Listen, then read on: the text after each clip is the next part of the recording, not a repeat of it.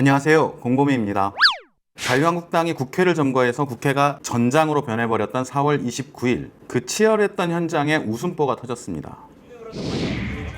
그야말로 날치기 아니에요.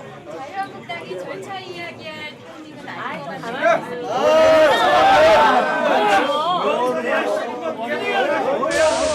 아이 시끄러워요 좀. 아 시끄러워요. 아유 귀여운 척하기는 좀 봐주세요. 아니요 귀여운 척하지 말고 좀 가죠. 아이고 관심 좀 하기 아니라 관심 좀 봐주세요. 아니 우리 병원 귀여운 척과 귀여운 것. 기사도 참 많이 나왔는데요. 유쾌함과 치열함, 분노와 웃음을 함께 보여줄 수 있는 정치인. 그러면서도 집요함과 끈질긴 근성의 소유자. 정치인 리뷰, 오늘 다룰 정치인은 이재정 더불어민주당 의원입니다. 이재정 의원은 변호사입니다. 법대를 졸업했고 변호사가 됐지만 전형적인 사례는 아닙니다. 1974년 대구에서 태어난 이재정 의원은 집안 사정 때문에 대구에서 줄곧 자라지는 못했습니다. 초등학교, 중학교 시절에 대여섯 번 이사를 다녔다고 하고요. 대구에서만 여러 초등학교를 다녔다고 합니다. 대구 성화여고와 경북대학교 법대를 졸업했습니다. 이 시기에는 대구에 계속 있었다고 하네요. 이재정 의원이 대학을 졸업했던 시기는 1998년 IMF 직후였죠. 그렇지 않아도 넉넉하지 않았던 집안 살림에 집에 지원을 받으면서 사법시험을 준비할 수는 없었습니다. 이재정 의원은 서울로 올라와 신림동 고시촌에서 비디오방 아르바이트부터 고시원 총무까지 온갖 아르바이트를 하면서 사법시험을 준비했다고 합니다.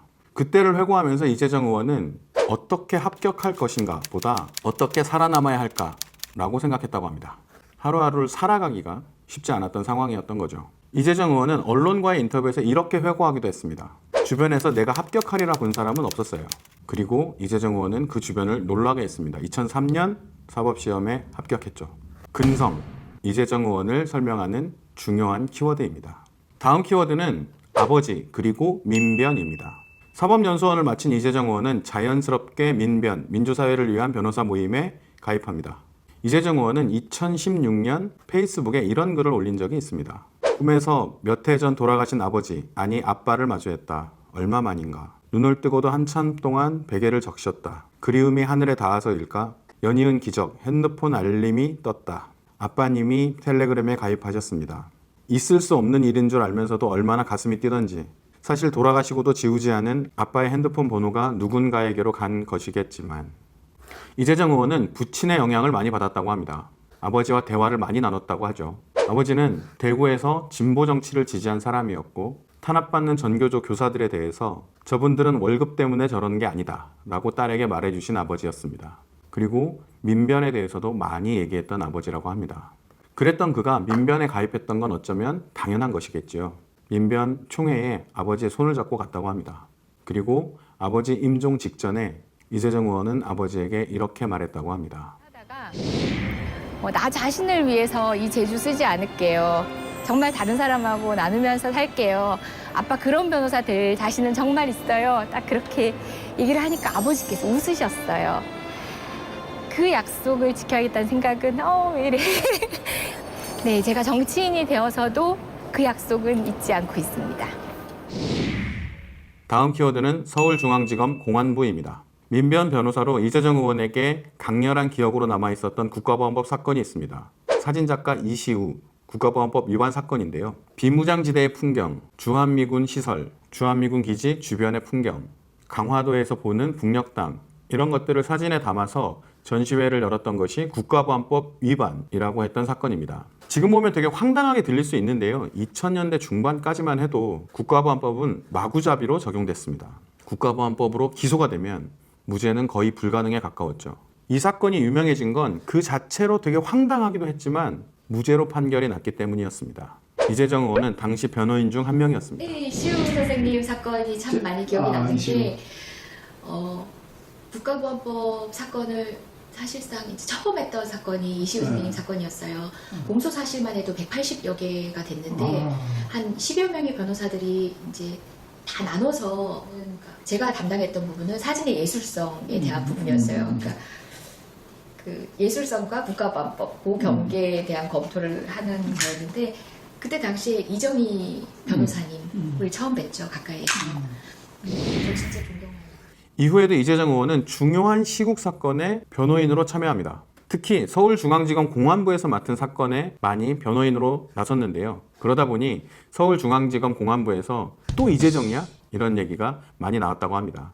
나는 꼼수다 사건, 통합진보당 정당 해산 사건 등을 변론해서 주목을 받기도 했죠. 어쩌면 진보적 변호사여도 꺼릴 수 있었던 사건들에 과감히 변론에 나섰던 거죠. 이재정 의원은 당시를 회고하면서 언론에 이렇게 인터뷰했습니다. 당사자가 아니어도 이것을 변호했던 것만으로도 다칠 수 있을 것 같다는 우려를 굉장히 많이들 했습니다. 그것이 너무 슬프면서도 저한테는 꼭 해야겠다는 오기가 생겼던 것 같아요. 국회의원이 된 이재정 의원은 군사독재 시절에 시국 사건을 담당했었던 공안검사들에 대해서 분노를 감추지 않았습니다. 대표적 장면이 곽상도 의원과의 설전이었죠. 우리 사법부는 오욕의 역사들이 있습니다. 유서대필 조작 사건 잘 알고 계시지요? 최근에 국가배상 청구 소송에서 원고 일부 승소 판결을 하였는데요. 당시 수사 책임 검사들의 불법행위 책임을 부정했습니다. 역사 안에서는 국민들의 판단에서는 유죄입니다. 강신욱, 신상규, 송명석, 안종택, 남기춘, 임철, 곽상도, 윤성만, 박경순 검사 등 모두 역사적으로 유죄입니다. 제가 한 달 정도인가 그 수사팀에 이제 들어가서 그래서 또 민사소송의 또 당사자도 저는 아닙니다. 생중계되는 TV 앞에서 이런 모욕적인 얘기를 하려면은 알고 이런 얘기를 해야지 무식한 게 자랑이 아닙니다. 사과하시기 바랍니다. 다음 키워드는 강한 민주당입니다. 이재정 의원은 박주민 의원과 더불어 민주당 내 대표적 진보적 의원으로 꼽힙니다. 민주당을 좀 더 진보적으로 이끄는 역할을 하고 있는 것이죠. 이재정 의원은 20대 총선을 앞두고 민주당에 비례대표 신청을 하면서 이렇게 말했다고 합니다. 수권 정당이 되기 전에 강한 정당을, 강한 민주당을 만들고 싶다. 이 말은 진보적 지향으로 나가고 있었던 민주당에 꽤 영향을 줬고요. 총선에서 당선된 이후에 이재정 의원은 원내대변인과 당 대변인을 두루 거치고 있습니다. 즉 민주당의 입 역할을 하고 있는 것이죠. 박근혜 정부 시절에 이재정 의원의 논평, 대정부 질의, 상임위에서의 질문들은 매우 집요하고도 공세적이었는데요. 그렇다고 해서 말이 어렵거나 험하진 않았습니다. 대중들이 이해하기 쉬운 표현들로 상대방을 궁지에 몰아넣곤 했죠. 하지만 이재정 의원의 표현들은 논란이 되기도 했습니다. 특히 최근에 이런 논란들이 많이 나왔는데요. 문재인 대통령 취임 1주년 기자회견이 있었죠. 당시 김예령 경기방송 기자에 대해서 기자들 사이에서 대통령 앞에서 질문할 수 있는 기회를 얻는 것은 치열하다. 그 귀한 기회를 그런 식으로 허비했다. 싸가지보다 실력 부족의 문제. 싸가지란 표현이 상당히 논란이 됐었습니다. 김경수 경남지사가 구속됐을 때는 판결을 내린 부장판사에 대해서 본인의 열등감이랄까 부족한 논리를 앞에서 강설하는 것 같은 느낌이었다. 이렇게 비난을 했었는데요. 재판부에 대해서 이 정도로 비난을 하는 것이 적절하냐? 이런 논란이 일기도 했죠. 누구에게는 사이다로 느껴지고 누구에게는 과도한 발언으로 느껴졌던 이재정 의원의 발언은 황교안 대표를 만났을 때 가장 주목받았습니다. 그래서 다음 키워드는 황교안 저격수입니다. 황교안 대표가 취임 100일이 됐을 때 민주당 대변인인 이재정 의원은 이렇게 말했습니다. 착각을 거두고 반성부터 하라. 그 며칠 전인 4월 21일에는 황교안 대표를 향해 이렇게 말했죠. 자유한국당 황교안 대표야말로 제1야당의 책임감은 내동댕이치고 태극기 극렬 극우 세력과 토착 외고 옹호 세력 대변인 역할만 하고 있는 것이 아닌가. 이런 거친 공세적 발언이 화제가 됐는데요. 이 논평 이후에 이재정 의원과 황교안 대표의 과거 악연이 소환됩니다. 우리 부지불식 간에 우주의 기운을 받고 있었습니다. 작년 연말 12월에 우리 의원실과 그리고 해외 공간 등에 배포된 달력입니다. 이 달력에 들어가 있는 것들이 우주의 기운을 설명하는 오방 무늬에 대한 이야기가 있습니다. 이 끈도 보이시죠? 이게 오방색이라고 합니다. 근데요, 저는요, 뱀을 드는 것보다 더 소름 끼칩니다. 왜냐하면 최순실이 믿고 있다는 그 종교가 우리나라 이 관료 사회가 지배하고 있는 사실 끔찍하지 않으십니까? 대통령께서 전혀 사실이 아니라고 말씀을 하셨고, 저도 제가 그동안 경험한 바로는 그럴 뿐이 아니라고 생각합니다. 이거 뭐 하는 겁니까? 보시라고 드린 겁니다. 대통령의 말씀 말고 증거 가져오라고 하셨으니까 증거 드린 겁니다.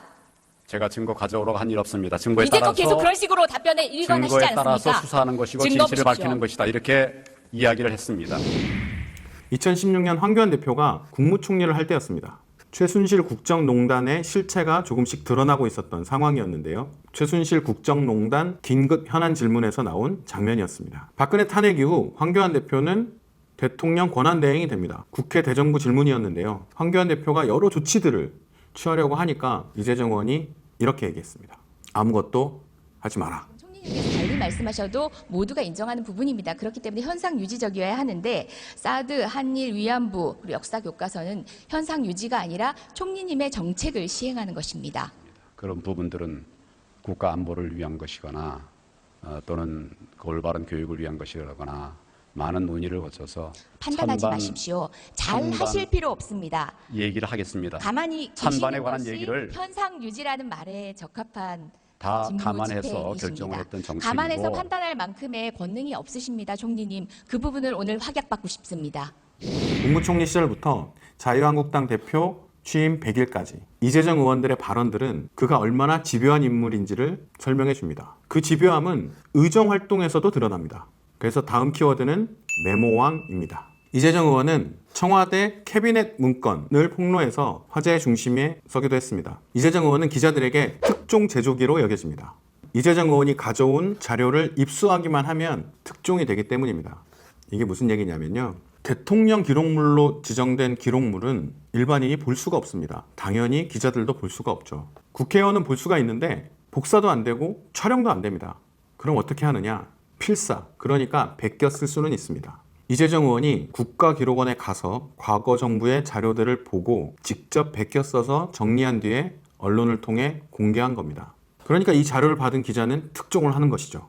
사실 이재정 의원이 특종 기자인 셈입니다. 그럼 어떤 것들이 있는지 한번 볼까요? 삼성 경영권 승계를 청와대가 지원한 정황, 이명박 박근혜 정부의 박원순 죽이기, 박근혜 세월호 7시간 행적 조사를 저지한 정황이 담긴 문건, 박정희 비판적 내용을 삭제하기 위해 EBS 한국사 교재에 손댄 정황, 군사이버사령부 수사에 영향력 행사를 한 정황, 교황 방문을 활용해 세월호 진상규명 요구를 잠재우려 한 정황, 작은 도서관과 공동요가 협동조합에 좌파가 있다며 대책을 마련한 정황. 이외에도 되게 많습니다.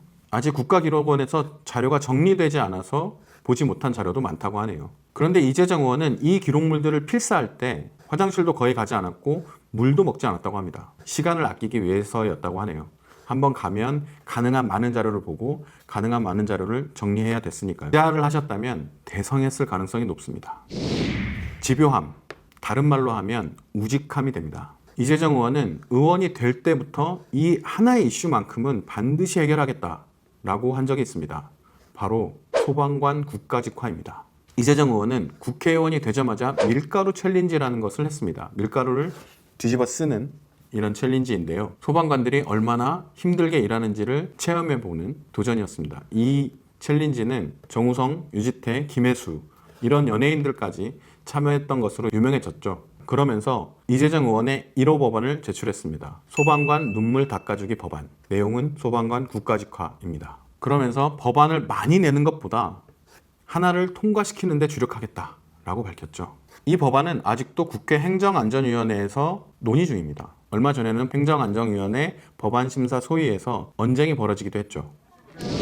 그런데 회의가 중요한 게 아니고 지금 대한민국이 벌어졌어요. 대한민국 저기 공직자들 여기 다 지금 대기하고 있는데 여러분들이 지금 여러분들이 과연 기권에 나가서 국가의 소감이 과연 해서 지금 여러분들 대수까지 전부 쇼하고 당인들 오셔서 일하시다 일하실 수 있도록 아니 일하는 쇼라면 해도 되지 저 않을까요? 저 정하시고. 잡아먹고 물 한 먹고 잡았다고 할 수 있어요. 이거 아니야. 일하는 쇼라면 되지 않을까요? 저 심사 빨리 하시도록 쇼하고 말이야. 언론 플레이하고 쇼하고 언론들 가서 하세요. 소방관 국가직화가 분초를 다투는 일인가 아닌가, 그만큼 중요한 일인가 아닌가 국민들이 판단할 수 있을 것 같습니다. 20대 국회가 1년도 남지 않았는데요. 과연 올해 하반기 국회에서 이재정 의원이 그토록 4년 동안 노력해왔던 소방관 국가직화 법안이 국회 본회의에서 통과될 수 있을까요? 지켜봐야 될 것 같습니다. 모두가 꺼리는 시국 사건 변론도 마다하지 않았던 인권 변호사, 강한 민주당을 만들겠다고 비례대표를 신청했고 사이다 혹은 공격수를 자처했던 대변인, 집요함과 꼼꼼함으로 대통령 기록물들을 직접 보고 대통령 기록물에 담긴 적폐를 폭로한 국회의원, 치열함과 유쾌함을 동시에 보여줄 수 있는 국민의 친구. 이재정 의원은 다음 총선을 앞두고 경기 안산 동안을 지역구에 자리를 잡았습니다. 이곳은 자유한국당 심재철 의원이 사선을 하고 있는 곳이죠. 벌써부터 어떤 승부가 펼쳐질지 궁금해집니다. 그래서 다음 정치인 리뷰는 심재철 자유한국당 의원에 대해서 살펴보도록 하겠습니다. 오늘 정치인 리뷰는 여기까지 하겠습니다. 유익했다면 좋아요와 구독, 알람 설정도 부탁드립니다. 댓글도 많이 달아주세요. 다 댓글을 달아드리지 못해도 다 읽어보고 있습니다. 댓글을 달아주시는 구독자 여러분 정말 고맙습니다. 지금까지 시청해주셔서 감사합니다. 저는 다음 영상에서 또 찾아뵙겠습니다. 지금까지 곰곰이었습니다. 감사합니다.